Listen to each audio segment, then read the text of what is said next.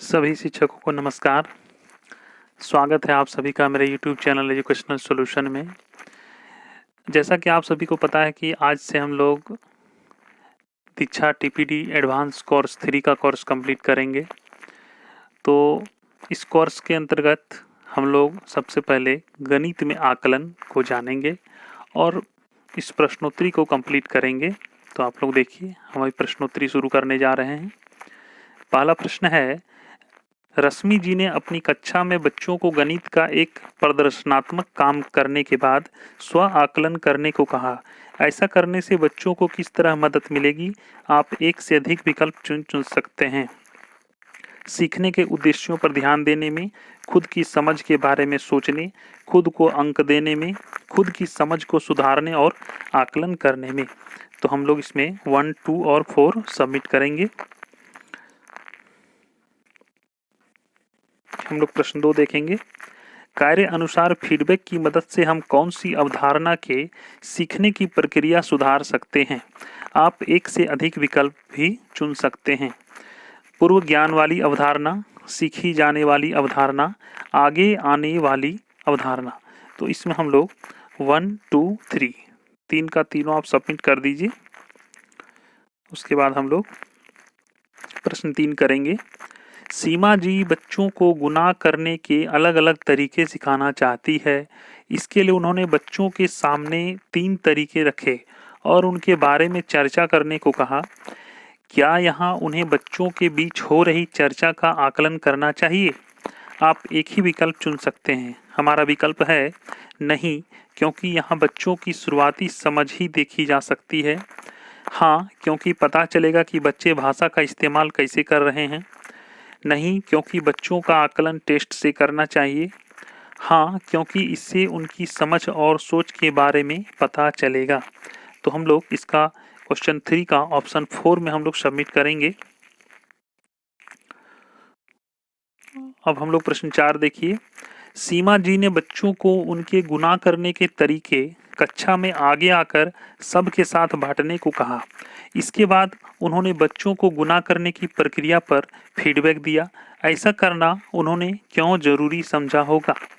तो इसमें हम लोग ऑप्शन देखेंगे। अवधारणा की समझ के लिए, प्रक्रिया की समझ के लिए, अलग अलग तरीकों की समझ के लिए, गलतियों को पकड़ने के लिए। तो इसमें हम लोग ऑप्शन 2 में टिक करेंगे। 5वां क्वेश्चन है, चार स्कूलों के शिक्षकों ने आकलन करने के कुछ उद्देश्य बनाए। इनमें से कौन से उद्देश्य बच्चों की सोच का गणितीकरण करने के उद्देश्य के साथ सही बैठेंगे? आप एक से अधिक विकल्प भी चुन सकते हैं। तो विकल्प है चीज़ों की लंबाई स्केल से नापना, लंबाई मापने के सवाल हल करना, लंबाई मापन की समझ को रोजमर्रा की स्थिति में इस्तेमाल करना, लंबाई मापन की समझ को अन्य अवधारणाओं को समझने के लिए इस्तेमाल करना। तो इसमें हम लोग 3 और 4 सबमिट करेंगे। क्वेश्चन 6 है, स्व आकलन और सहपाठियों के फीडबैक से कक्षा में किस तरह का माहौल बनेगा? आप एक से अधिक विकल्प भी चुन सकते हैं। तो विकल्प है बच्चों के बीच प्रतियोगिता का, गणित को मजे से सीखने का, एक दूसरे से बातचीत का, बिना डर के आत्मविश्वास के साथ सीखने का।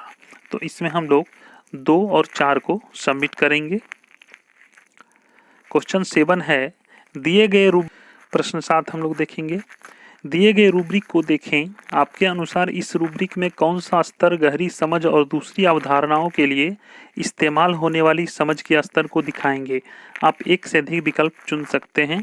0, पहला, दूसरा, तीसरा और चौथा। इसमें हम लोग 4 और 5 यानी तीसरा और चौथा विकल्प को, तीसरा और चौथा जो विकल्प लिखा हुआ है उस विकल्प को आप टिक करेंगे, यानी चौथा नंबर वाला विकल्प और 5वां नंबर वाला विकल्प को आप सबमिट करके आगे बढ़ेंगे।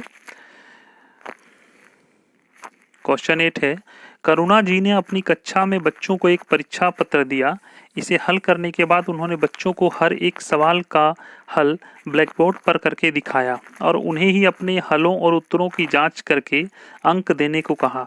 बच्चों में स्व आकलन करने की क्षमता विकसित करने के लिए आप करुणा जी को इन विकल्पों में से क्या सुझाव देंगे?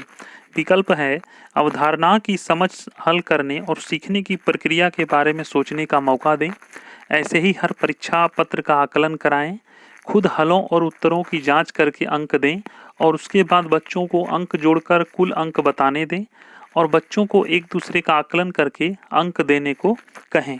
तो इसमें हम लोग पहला में सबमिट करेंगे। प्रश्न 9 है, कार्य पर फीडबैक, प्रक्रिया पर फीडबैक और स्वनियमित फीडबैक, इन तीनों तरह के फीडबैक देने से बच्चों में गणित सीखने का कौन सा स्वभाव विकसित होगा। आप एक से अधिक विकल्प चुन सकते हैं। एक दूसरे से नकल करने का, गलतियों से सीखने का, अपनी सोच के बारे में खुद सोच पाने का, कलन विधि ढूंढने का। तो इसमें हम लोग 2 और 3 को सबमिट करेंगे। प्रश्न 10 हम लोग देखेंगे। आनंदिता जी को आकृतियां सिखाने की योजना बनानी थी, इसमें आकलन को किस तरह शामिल किया जा सकता है। आप एक से अधिक विकल्प चुन सकते हैं।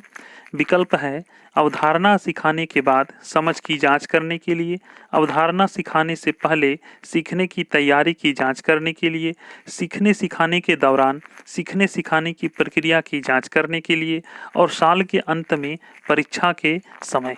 तो इसमें हम लोग 1 2 3 4 इसमें सभी ऑप्शन सही है। हम लोग सबमिट करेंगे और इस आकलन को हम लोग कंप्लीट करेंगे और पूरे के पूरे मार्क्स प्राप्त करेंगे। अब हम लोग आगे देखेंगे।